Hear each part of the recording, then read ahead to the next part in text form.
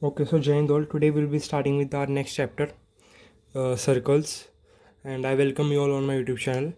So please subscribe my channel if you haven't done it yet. Okay, so today we'll be doing the conic sections mainly. First we will start with circles. After that ellipse. After that hyperbola and parabola. So we will be covering our conic section chapter in this class. Okay, so first I am starting with circles.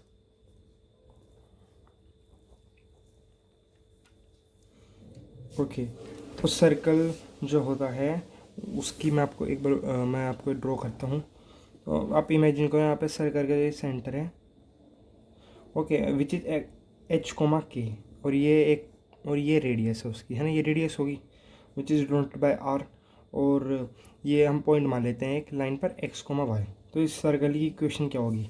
It will be, आप distance formula लगाओ, X minus H under root में होगा, हम squaring दोनों side कर देंगे, X minus H का whole square plus Y minus K का whole square equals to R square.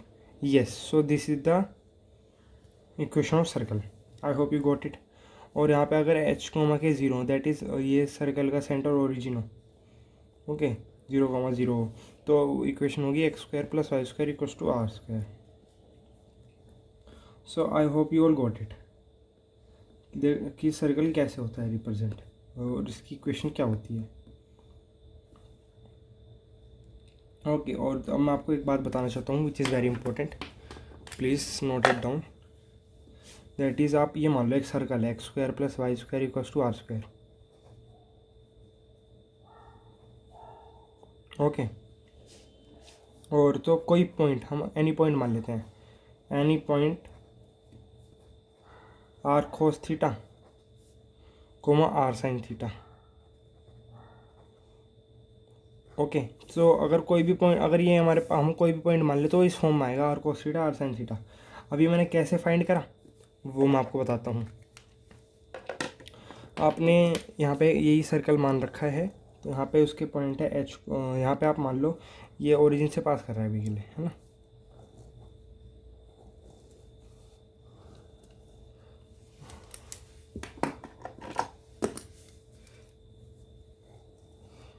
This is passing through origin. Okay, so यहाँ पे आप देखो एक पॉइंट है जो मतलब इस सर्कल पर आएगा था एक्स कोमा वाई, है ना, उसे मैंने यहाँ से जोड़ा, ये इसका रेडियस होगा, यहाँ से परपेंडिकुलर डिस्टेंस, यही तो, ये एक्स डिस्टेंस चलेगा, ये वाई डिस्टेंस चलेगा, ये भी तो इस पॉइंट पर पहुँचेगा। ओके, ये हमने एंगल थीटा माना। ओके, और इसे तो हम आर से डिनोट करते ही हैं। ओके, तो क्या होगा, अब मैं यहाँ पे कोस थीटा लगाता हूँ, इसमें cos theta base upon hypotenuse. Okay, so X becomes R cos theta, X R cos theta बन गया। आप साइन थीटा यूज़ करो, that sine theta is perpendicular upon hypotenuse which is Y is R sine theta. Okay, तो ये इस form में आ गया। सो एनी पॉइंट इस फॉर्म में होंगे, एक्स और वाई, आर कोस थीटा को R sine theta. So I guess आपको समझ आ गए होंगे। और मैं आपको एक और चीज़ बता देता हूँ, now now polar coordinates, polar coordinates.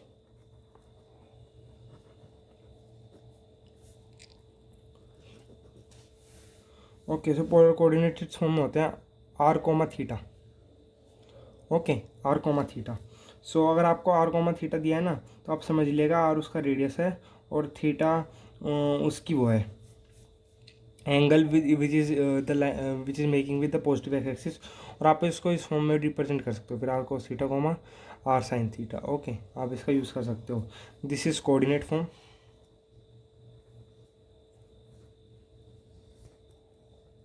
And this is polar form. ये रिप्रेजेंट करने का तरीका होता है। ओके, और मैं आपको एक और चीज़ बता दूं, और अगर आपको दो पॉइंट दिए हैं और वो पोलर पोलर फॉर्म बता रखी है उनकी, है ना, तो उनके बीच में डिस्टेंस फाइंड करना है आपको, D. Okay, D is the distance. यहाँ है r1 कोमा थीटा 1 और यहाँ है r2 कोमा थीटा 2, है ना। तो इस फॉर्म में दे रखे हैं पोलर फॉर्म में दो पॉइंट, और हमें उनके बीच में डिस्टेंस फाइंड करना है। तो इसका फॉर्मूला होता है D equals to under root r1 square plus r2 square minus 2r1 r2 cos theta 1 minus theta 2। Okay, so ये होता है formula, you all must know this. Okay, और मैं एक क्वेश्चन लिख देता हूँ, आप सब उस क्वेश्चन को ट्राई सोल्व करने का ट्राई करिए। The question which I am writing is find the distance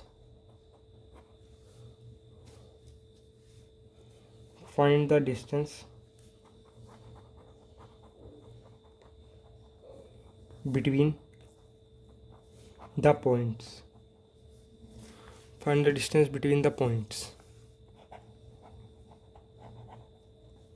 Points are 3, 0, 3, 0, 4, π/2. Okay, सो हमें उसी फॉर्म में दिया है, तो पोलर फॉर्म में 2 पॉइंट दिए हैं। डिस्टेंस का फॉर्मूला मैंने आपको बताया था, √r1² + r2² -2 r1 r2 cos θ1 - θ2 π/θ। आपको पता है cos π/2 0 होता है, ये वाली वैल्यू 0 आ गई। 16 + 9 25 √25 is 5. So 5 is the correct answer for this question. So I hope you all got it. Okay, अब हम मूव करते हैं वेरी इंपॉर्टेंट पार्ट पर, सर्कल के, which is general form of circle. Okay, general form of a circle.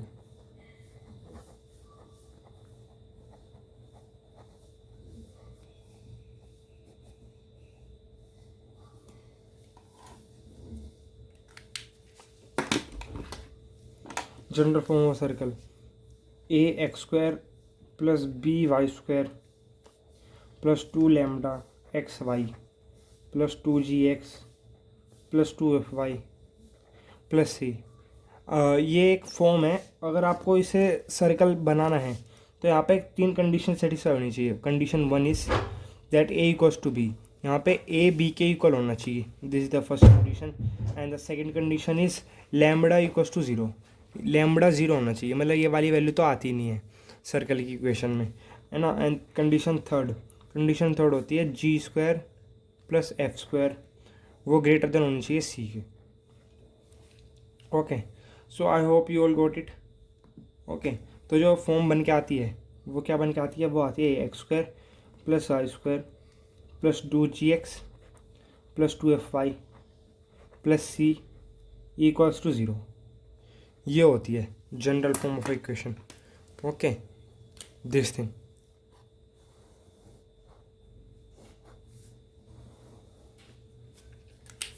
Okay, तो इसमें आपसे चीज़ें पूछेगा, क्या क्या पूछेगा, सेंटर फर्स्ट, वो आपसे पूछेगा सेंटर के पॉइंट्स क्या क्या होंगे, कोऑर्डिनेट्स। फिर आपसे रेडियस पूछेगा क्वेश्चन में कि रेडियस क्या क्या होंगे। ओके, रेडियस के बाद it will ask you X intercept क्या होते हैं। After that it will ask you Y intercept कि वाई इंटरसेप्ट क्या होते हैं। ओके, तो सेंटर जो होते हैं सर्कल के वो होते हैं -g, -f। ऐसा आप देख के बता दो कि -g, -f। Radius comes out to be g² + f² - c, ये रेडियस होता है। एक्स इंटरसेप्ट होता है 2 × √g² - c, and Y intercept होता है 2 × √f² - c। ओके, वो एक्स इंटरसेप्ट है, वाई इंटरसेप्ट, सेंटर ये और रेडियस ये। ओके, और ये दोनों चीज़ तो आपको बाय हार्ट याद होनी चाहिए। Centre is -g, -f and radius is √g² + f² - c। And by using this you can solve many questions of the circle very easily. Okay, so हम इसके बाद हम we will starting with our parabola part, but उससे पहले एक बहुत important है diametric equation of circle. कि अगर आपको 2 पॉइंट दिए हो डायमीटर पे और आपको इक्वेशन फाइंड करनी हो तो कैसे करते हैं, तो और इस इक्वेशन को हम बोलते हैं diametric equation of circle. Okay, so diametric equation of circle होती है आपकी x - x1 x - x2 + y - y1 × y - y2। अगर डायमीटर पे 2 पॉइंट से और लाइन की इक्वेशन फाइंड करनी है, so this is the way to do it. Okay, this is the way to do it. Now we will be starting with our next part, that is parabola.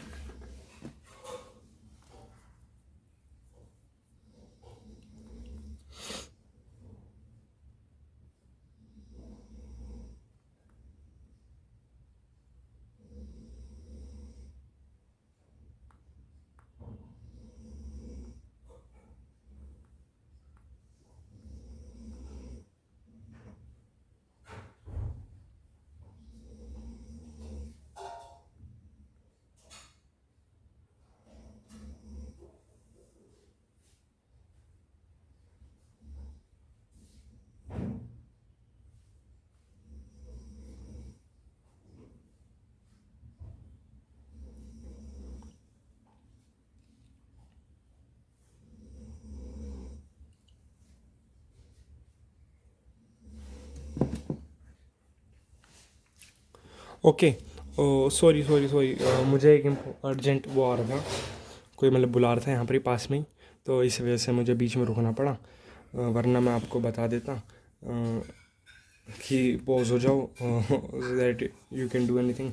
So now I will be starting with our next concept, our next topic, which is parabola.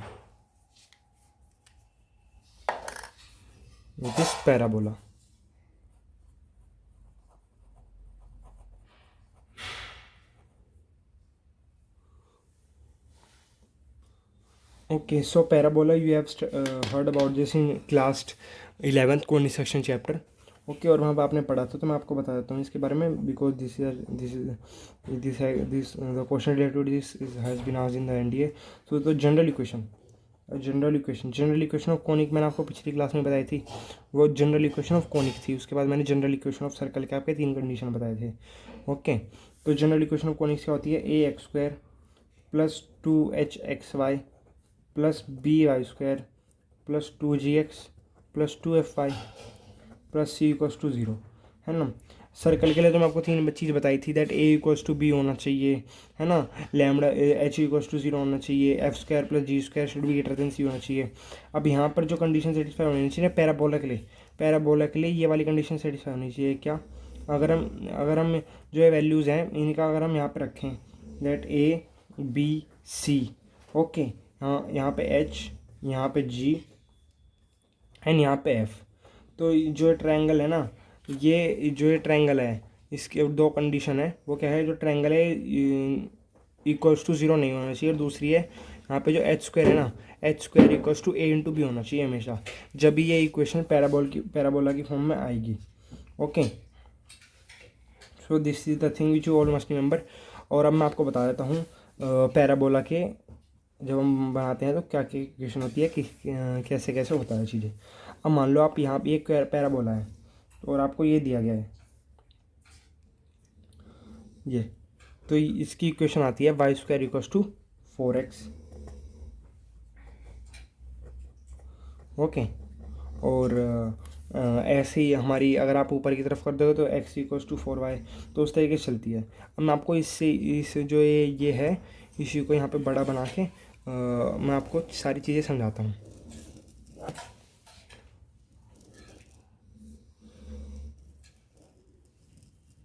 Okay, तो यहाँ पे आपको equation तो पता ही है, y² equals to 4ax, है ना। और अब ये जो आपको ये पैराबोला है, इस पे आप मान लो एक पॉइंट है x, y, है ना। पहले तो मैं आपको ये बता देता हूँ, ये पैराबोला है ना, तो ये आपको दिख रहा है x की तरफ है, तो जो ये वाली एक्सिस होती है ना, इसे बोलते हैं हम, अगर x की तरफ है तो एक्सिस ऑफ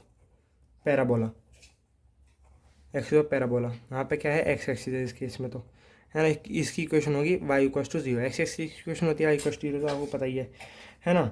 और जो ये पैराबोला है यहाँ पे अगर आप एक पॉइंट है जिससे, और यहाँ पे एक लाइन है, हम इसको पैराबोला कब बोलते हैं? जब ये वाला पॉइंट ऊपर जा रहा है और इसकी इस लाइन से जो ये है डिस्टेंस, और इससे जो डिस्टेंस है ये हमेशा कांस्टेंट रहता है, ये दोनों हमेशा बराबर होते हैं, है ना। जैसे जैसे बढ़ता जाता है ऊपर, यहाँ से और यहाँ से डिस्टेंस इक्वल रहता है, जब ये ऐसे पैराबोला की फॉर्म में बनता है। ओके, तो जिस पॉइंट से ऐसे बनता है उस पॉइंट को हम कहते हैं फोकस की पॉइंट है a, 0। ओके, और फोकस से जो हम परपेंडिकुलर लाइन खींचते हैं उसे बोलते हैं हम latus rectum, we call it as latus rectum, उसे हम लैटिस रेक्टम बोलते हैं। लैटिस रेक्टम की इक्वेशन होती है x equals to a। Okay, और यही डायरेक्ट की इक्वेशन पॉइंट होते हैं -a, 0, है ना। और इसकी इक्वेशन आती है x equals to -a। Okay, this is equation of directrix. Okay, which is directrix. So हम इसको डायरेक्ट्रिक्स बोलते हैं। This is the equation of direct which is x equals to -a। हमें डायरेक्ट्रिक्स पे पॉइंट होता है x, a, -0 होता है, फोकस से इक्वल डिस्टेंस पे होता है। और अगर हमसे पूछे फोकल में और डायरेक्ट्रिक्स में डिस्टेंस कितना होगा, विच इज़ 2a, है ना। a यहाँ पर, so distance between this is 2a, distance होता है 2a। I hope you all got it. और अगर आपसे इसकी ये पॉइंट पूछे, ये आते हैं a,2a, जो लेटिस रेक्टम से जाके जो पैराबोल पे मिलते हैं a,2a and a,-2a। Okay, this is one thing. और आपसे अगर ओके और अगर और जो इसकी हाइट निकल के आती है हमारे पास, मेरी डिस्टेंस जो आती है इन दोनों पॉइंट्स के बीच में, वो आती है भाई 2a ऊपर 2a नीचे, वो आती है 4a, which come out to be 4a। So I hope you all got it. Okay, so आपको पहली चीज़ पता चल गई, वर्टेक्स। वर्टेक्स जहाँ से ये हुआ, या हमारे केस में जो होंगे वो ओरिजिन होंगे 0,0। Second is focus. फोकस आपको पता है, अभी मैंने आपको बताया a,0, focus will be a,0। Third thing, जो अगर आपके पी पॉइंट मालूम है, यहाँ पे पी डैश मान लो, यहाँ पे ये एफ फोकस है ही, तो पी से एफ और पी से P dash, so these are equals. Okay, and the fourth thing is E. E इनका रेशियो होता है, वो क्योंकि आपको पता है दोनों इक्वल होते हैं, तो जो इनका रेशियो आता है P F upon P P dash, that come out to be 1। So E की वैल्यू 1 के इक्वल होती है। ओके, सो इस ई को हम इसेंट्रिसिटी बोलते हैं। वो आपका जो अगला टॉपिक है एलिप्स, उसमें आपको और अच्छे से पता चलेगा। But in this case I want to tell you these are the things which you must know. Okay, और आपकी sorry, I have to take a new page. Okay, so standard form of a ellipse parabola मैंने आपको अभी बताया ही है। Y square equals to अगर 4ax है। Okay, so आपको पता है यहाँ पे पहली चीज़ वर्टेक्स, वर्टेक्स क्या होगी। सेकंड, फोकस क्या होंगे, मैंने अभी आपको एक्सप्लेन करा, मैं वापस से बता दूँ। Third is equation of axis क्या होगी, इक्वेशन ऑफ एक्सिस क्या होगी यहाँ पे। Okay, fourth thing is equation of latus rectum क्या होगी, लैटिस रेक्टम की इक्वेशन है ना, इक्वेशन ऑफ लैटिस रेक्टम। सो मैं आपको एक्सप्लेन करना चाहूँगा यहाँ पर दैट वर्टेक्स विल बी 0,0 है ना, focus will be a,0, equation of axis will be y equals to 0, क्योंकि इस केस में तो एक्स एक्सिस की तरफ बन रहा है ना, जिसकी पावर 1 होती है ना, हमेशा आप याद रखना उसकी तरफ बनता है वैसे, है ना। और इक्वेशन ऑफ लैटिस रेक्टम होगी x equals to a, x equals to a। So I hope you all got it that how I have done this. No fifth point मैं बोल रहा हूँ, आप ध्यान दीजिएगा। End point of latus rectum, latus rectum के end point क्या होते हैं, वो होते हैं a,2a, a,-2a, है ना। लेंथ ऑफ लेटिस रेक्टम की लेंथ होती है 4a, है ना। और इक्वेशन ऑफ डायरेक्ट्रिक्स की इक्वेशन होती है x इक्वल्स टू -a, है ना। Next thing is distance between directrix of latus rectum, latus rectum के जो दो पॉइंट उनके बीच में डिस्टेंस क्या होगी, 2a। ओके, और इसेंट्रिसिटी इस केस में आपको पता है 1 आती है in the case of parabola. So I hope you all got it that जो मैंने अभी आपको बताया कि what's the criteria how we can write this all, so you all got it. Okay, so I will be I have told you just know the parabola which is whose major axis is x-axis. Now we will see when axis of ellipsis when axis of parabola is this thing, y-axis। वही मैंने आपको explain कर दिया, आप इस तरीके से कर सकते हो। अब मैं आपको इम्पोर्टेंट फैक्ट्स बता रहा था अभी कुछ देर पहले, है ना। मैं आपको नोटबुक में भी दिखाता हूँ, इसमें मैंने लिखे हैं पीछे।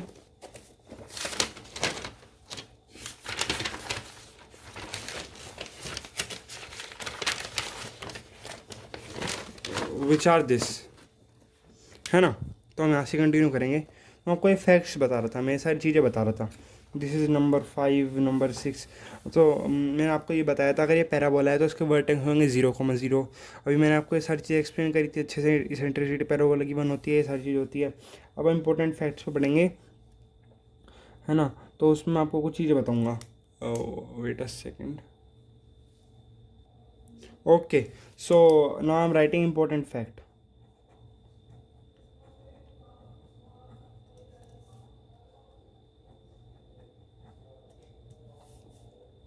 विच इज़ अगर हमारे पास ये पैराबोला है एक y square equals to 4ax, और हमारे पास ये टेंजेंट दे रखी है ना, this is our tangent y equals to mx plus C, y equals to mx plus C, है ना। तो आप देखो, हमें पता है टेंजेंट तो हमारी ये है, Y equals to M X plus C, है ना, विच इज़ ऑन पैराबोला। जो पैराबोला है Y square equals to 4x, Y square equals to 4x। Okay, तो जो सी की वैल्यू होगी ना, सी की वैल्यू इस केस में जो सी की वैल्यू होगी वो that come outs to be A upon M, वो आती है और come outs to be A upon M, A upon M, है ना। सो सी, जो सी की वैल्यू होती है वो होती है ए अपॉन एम। ये वेरी वेरी इंपॉर्टेंट है, you have to remember this, very very important, है ना। So this was one fact. Now we move on to another one कि ये एक था कि अगर हमारे पास ये हमारे पास यही पैराबोला है, Y square equals to 4x है, कोई भी हो सकता है ना, और हमारे पास ये टेंजेंट है और इसकी इक्वेशन हमें इस फॉर्म में दी रखी है, L X plus M Y plus N equals to 0, है ना। तो इस केस में क्या होगा, इस केस में आपको पता है जो इस पैराबोला जो ये है लाइन, इसका डीवाई अपॉन डी एक्स करें अगर, मैं लिख के बताता हूँ आपको। Tangent is this L X plus M Y plus N equals to 0, है ना, और पर टेंजेंट, और एक किस पैराबोला पे है, ऑन पैराबोला, ये पैराबोला पे है Y square equals to 4x पे, है ना।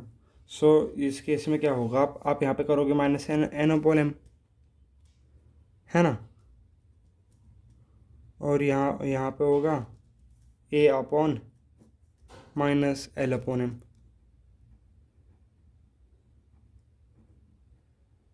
है ना, क्योंकि आप यहाँ से देख के बता सकते हो कि C equals to A upon M होता है ना।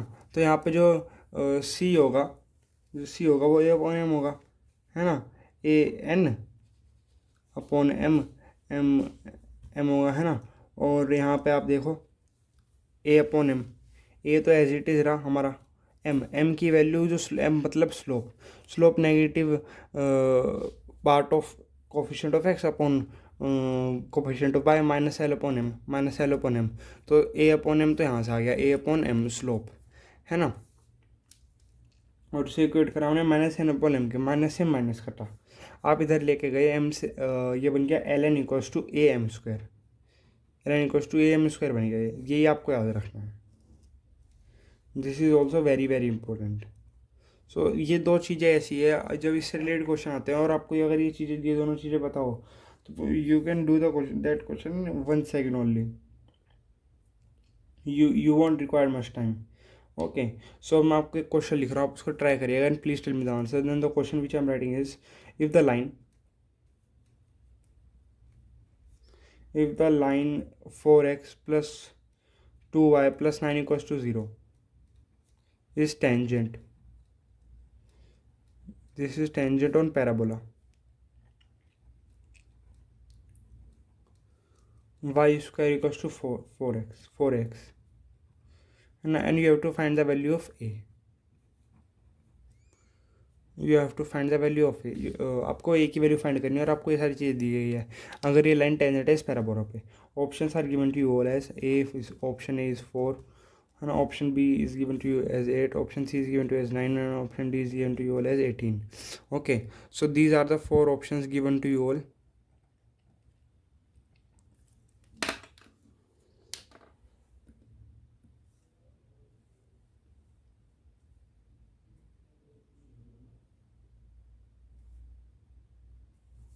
ओके, सो यहाँ पे आपको पता है एल की value is given to you all as 4।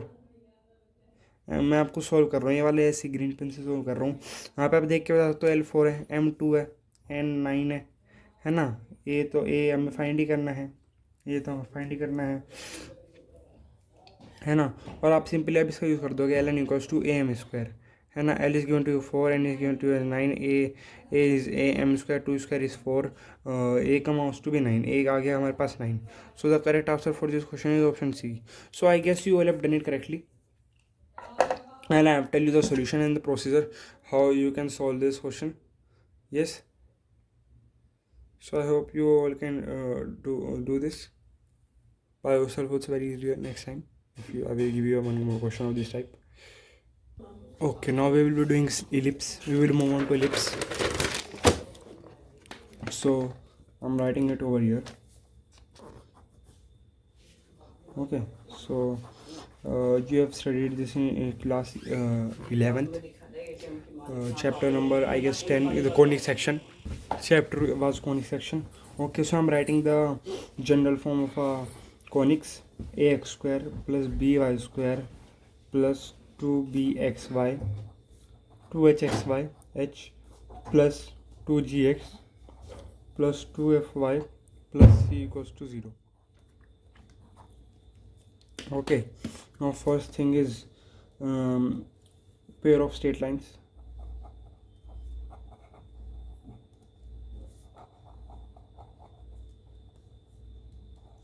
Delta should be 0. Delta मैंने आपको पिछली क्लास में बताया था, मतलब इसी क्लास में बताया था पिछले वाले टॉपिक में. Second is circle. Pair of straight line में डेल्टा 0 होना चाहिए. सर्कल के लिए मैंने आपको क्या बताया था कि डेल्टा 0 नहीं होना चाहिए और ए इक्वल्स टू बी होना चाहिए एंड एच इक्वल्स टू 0 होना चाहिए, है ना. फिर मैं जब आपको थर्ड बात पैराबोला के लिए पढ़ा रहा था, है ना, जब मैंने आपको क्या बताया था, जब मैंने आपको बताया था कि डेल्टा 0 इक्वल नहीं होना चाहिए. डेल्टा सिर्फ पेयर ऑफ स्ट्रेट लाइन में 0 होगा, है ना. पैराबोला के लिए डेल्टा इक्वल नहीं होना चाहिए और जो एच स्क्वायर होता है वो ए बी के इक्वल होना चाहिए, है ना. और यहाँ पे एसेंट्रिसिटी 1 होती है. ओके, अब हम आए हैं एलिप्स पर. एलिप्स के लिए क्या होती है चीज़, क्या क्या क्राइटेरिया होना चाहिए अगर आप वो सेटिस्फाई करें जनरल फॉर्म ऑफ कॉनिक्स. उसके लिए delta should not equals to 0. ये सेम है. एच स्क्वायर होगा वो लेस देन ए बी होगा एंड जो ई होगा वो भी लेस देन 1 होगा. और इसके बाद जब हम पढ़ेंगे पैराबोला, सॉरी हाइपरबोला. पैराबोला तो we have studied hyperbola. For hyperbola delta should not be equals to 0 and H square should be greater than A B and E should be greater than 1. Okay, और delta मैं आपको बता दूँ अगर आपको याद ना हो डेल्टा क्या होता है. डेल्टा होता है ए बी सी, यहाँ पे एच एच जी जी एफ एफ, ये होता था डेल्टा, अगर आपको याद आ गया हो, है ना.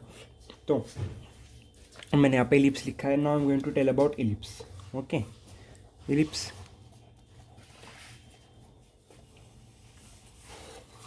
First I am drawing one ellipse. मैं यहाँ पे पहले मैं एक एलिप्स बना देता हूँ आपके लिए.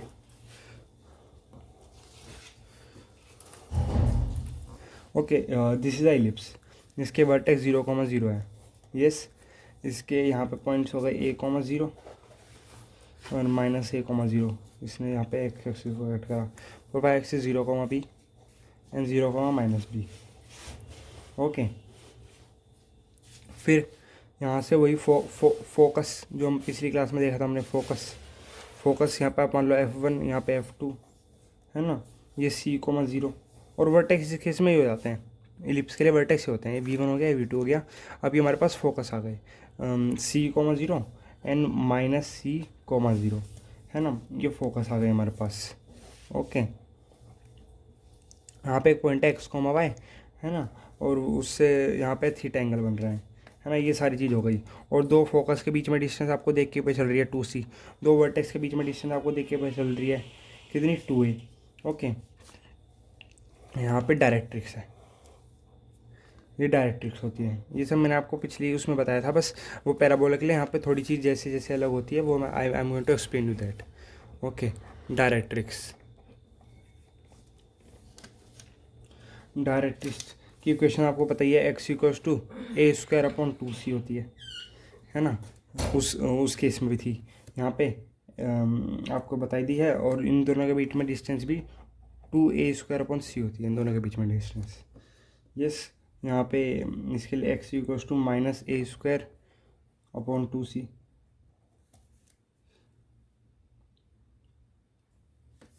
Not 2c, only c. a² / c and -a² / c. यहाँ पे 2a² / c बीच में डिस्टेंस होती है इन दोनों के, है ना. और मैंने आपको ये सारी चीज़ें बताई है जो मैं यहाँ पे लिखता जाता हूँ. First thing is focus. Focus है बताया +-C,0. Okay, second center is 0,0. ये सेंटर होता है ना, 0. Third thing I tell you is vertex. Vertex क्या होता है +-A,0. Fourth thing major axis, इस केस में तो एक्स एक्सिस के थ्रू है मेजर एक्सिस, है ना, तो आप इसमें हो गए 2a मेजर एक्सिस 2a, है ना। Fifth thing is minor axis, वो major axis, major axis end point, end point major axis के एंड पॉइंट क्या होंगे, वही vertex plus minus a, 0। Okay, अब हम पूछेंगे माइनर एक्सिस पर, we will reach to minor axis. Minor axis आपको पता है 2b है माइनर एक्सिस की लेंथ, और end point of minor axis आपको पता है 0, b 0, -b। ओके, तो ये सारी चीज़ें थी जो मैंने आपको अभी तक बताई, है ना।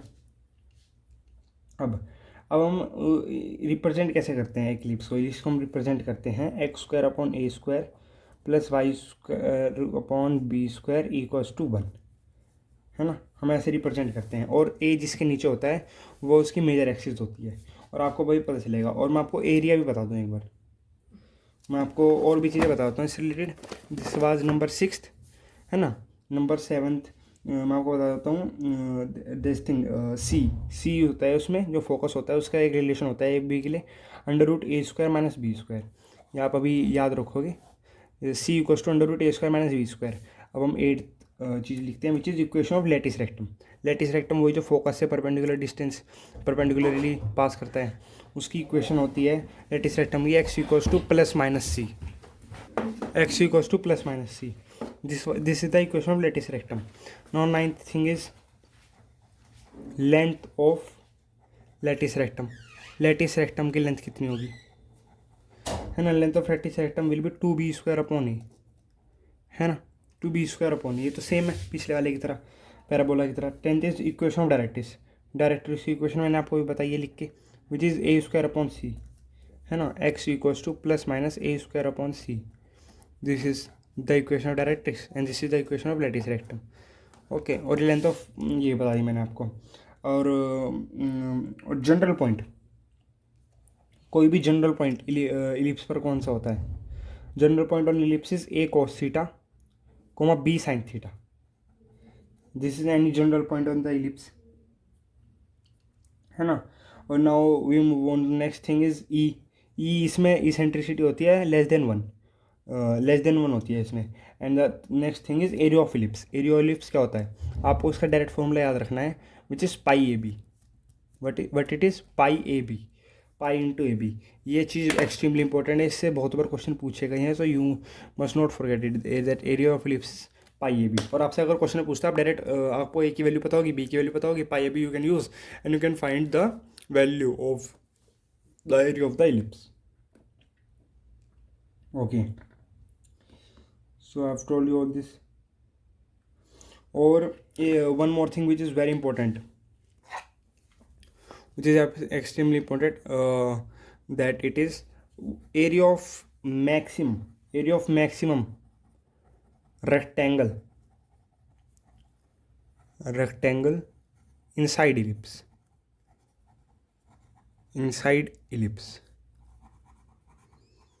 Okay, so area of maximum rectangle inside ellipse, एक इलिप्स के अंदर जो एक एरिया आएगा मैक्सिमम, उसका एरिया कितना होगा, उसका एरिया होता है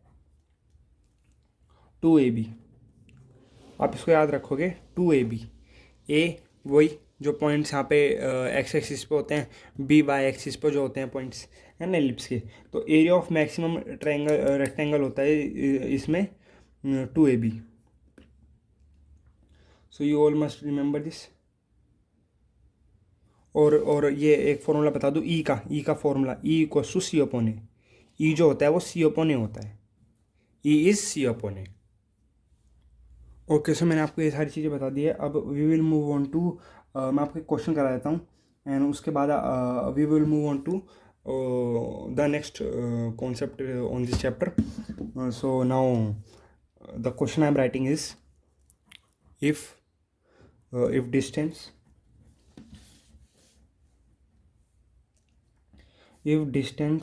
between the foci of an ellipse is equal to length of its lattice rectum, length of इस रेक्टम,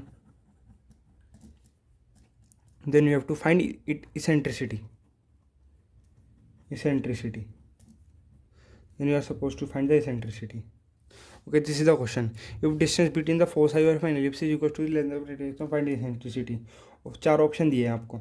आप इस वीडियो को पोस्ट करें, try to solve this question by yourself. The option are, option is under root 5 minus 1/2, option B is 1 minus root 5/2, option C is given to you all as under root 3 minus 1/2, and option D is given to you all as 1 minus root 3/2. So these are the 4 options given to you all, and please pause the video and try to solve this question by yourself. Now I'm going to explain the answer of this question, which is simply you can see from here, if the distance between the foci of an ellipse, जो 2 foci है उनके बीच में distance कितना होता है 2c, is equal to length of latus rectum. Latus rectum की length क्या होती है 2b² अपॉन ए, है ना.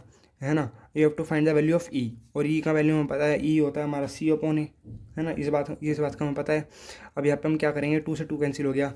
अब मैं दोनों साइड ए से मल्टीप्लाई डिवाइड करता हूँ, तो यहाँ पर बन जाएगा b² अपॉन a², है ना. b अपॉन ए क्या होता है ई, तो ये हो जाएगा e², ये हो जाएगा c अपॉन ए, नो सॉरी c अपॉन ए ई होता है, और ये b² अपॉन a² को हम ऐसे लिख सकते हैं. हमारे पास क्या होता है, c होता है under root a² minus b². हम दोनों साइड करेंगे c² equals to a² minus b², and I can write b² equals to a² minus c². यहाँ पे मैं b² को a² माइनस c² लिख सकता हूँ, है ना. और a को तो मैंने नीचे से अलग अलग कर लिया, यहाँ पे बना गया. तो यहाँ पे हमारे पास e की वैल्यू आ गई, इससे 1 माइनस c अपॉन ए e², है ना. आप e को यहाँ पे लेके जाओ, e² plus e minus 1 equals to 0, और आप इसको b² minus b plus minus b² minus 4ac discriminate फॉर्मूले से सॉल्व करोगे, you will get e equals to minus 1 plus minus root 5/2. और आप इसको कौन सेटिस्फाई कर रहे हैं, पॉजिटिव वैल्यू लेते हैं अगर रूट 5 माइनस 1/2. ये रहा option A. So option A is the correct answer for this question. So आपने देखा कि option A is the correct answer. So तो अगर ये क्वेश्चन आता है, you will able to do it in the examination, I hope. So many of the students, if they will see in this question first time in the examination, they won't be able to do it. Now you know the concept, you know the things very by heart, and you can solve this question very easily. Now we are going to move on our last topic of this chapter, yes, which is when axis of ellipse is y-axis. That will be similar to the thing which I told you. So आप मतलब इस last topic जो है इसका, वो basically है hyperbola. Yes hyperbola. सो आपको पता है कि आपने कौन सेक्शन पढ़ा था, उसमें हाइपरबोला इतनी डिटेल में नहीं दिया था, और आपके 11th जो एनडी का पेपर है उसमें भी नहीं है. सो बस मैं आपको एक बार हाइपरबोला के बारे में थोड़ा सा बता देता हूँ, उसके कैसे क्या क्या होता है. तो you will able to do the question if asked in the examination. ज़्यादातर रेंडमली पूछा नहीं गया है hyperbola, but you must know there are always possibility they might come. So यहाँ पे मैं आपको एक्सप्लेन करता हूँ. हम इलिप्स में क्या होता था, ऐसे बंद होता था ऐसे. आप बीच में से कट करो और उस साइड फोल्ड कर दो, तो हाइपरबोला ऐसे होता है. Hyperbola is like this is a hyperbola. Okay. और हाइपरबोला का ये सेंटर हो गया 0,0. फोकस यहाँ पर है ना, f1 f2 which is c,0 और माइनस c,0, है ना. और यहाँ से आप क्या कहते हैं, रैंडम पॉइंट इसमें जो हाइपरबोला पे होता है वो होता है a sec theta, b tan theta. जैसे हमने वहाँ पे देखा था इलिप्स में, वहाँ पे होता था a cos theta, b sin theta. यहाँ पे होता है a sec theta plus b tan theta, है ना. ओके. और अब हम यहाँ पे डायरेक्ट्रिक्स यहाँ पे अंदर की तरफ बनती है, और डायरेक्ट्रिक्स की इक्वेशन वही जो हमारी पैराबोला में थी, a² upon c and x equals to minus a² upon c. Okay, ये चीज़ हो गई. दो फोकस के बीच में डिस्टेंस होता है 2c. ओके. और वर्टेक्स होते हैं हमारे ये होता है हमारे vertex, which is a,0 and minus a,0, और 2 वर्टेक्स के बीच में डिस्टेंस हो गई 2a. Okay. So these are the things you must know. अब मैं आपको लिख के बता देता हूँ कि और जो हाइपरबोला होता है वो रिप्रेजेंट कैसे होता है, वो होता है X square upon A square minus Y square upon B square, बस इलिप्स में आप बीच में प्लस होता था या माइनस होता है। फर्स्ट इसका सेंटर कैसे होते हैं, इसके सेंटर हमें बताया 0,0। सेकेंड इसका सी के लिए होता है formula under root A square plus B square. Hyperbola में तो यहाँ नेगेटिव था, यहाँ पे पॉजिटिव आ जाएगा। थर्ड थिंग इज वर्टेक्स भी इसके plus minus a,0 similar. Fourth foci भी कहते हैं हम इसको, ये होता है plus minus c,0 similar. Okay, fifth thing is length of latus rectum same parabola की तरह। Length of latus rectum is 2b square upon A, 2b square upon A, है ना। सिक्स थिंग इज इसेंट्रिसिटी, कि eccentricity क्या होती है। Eccentricity is ई, क्या parabola के लिए थी E equals to C upon A और ई लेस देन 1 था, बट यहाँ पे ई इज़ ग्रेटर देन 1 आता है। Okay, no seven thing is general point और हाइपरबोला। हाइपरबोला पे जनरल पॉइंट, है ना, जनरल पॉइंट ऑन हाइपरबोला मैंने अभी आपको बताया लिख के, वो होता है A sec theta comma B tan theta, comma B tan theta. Okay, length of latus rectum X equals to plus minus C, है ना। Equation of directrix is important, वो लिख के बताता हूँ। Equation of directrix, equation of directrix is X equals to plus minus A square upon C, है ना। Eccentric अब ये equation of X axis Y equals to 0 आपको पता ही है। और आपको लेंथ ऑफ कॉन्जुगेट एक्सिस जो यहाँ पे बी की साइड 2b होती है, तो आपको पता ही है length of minor axis 2b and length of major axis is 2a, which is similar to the thing which we done in this thing parabola also. Okay, so I guess you all have got it. So I will be wrapping up my video here and thank you for attending my video. और मेरे से video को ज़्यादा please share करो and please give rating to my channel, support me and love the channel as much as you can, and so thank you for your whole support and keep working harder, don't lose hope, and this time take your job, have faith in God and have faith in yourself, be confident enough, and so goodbye all, Jai Hind.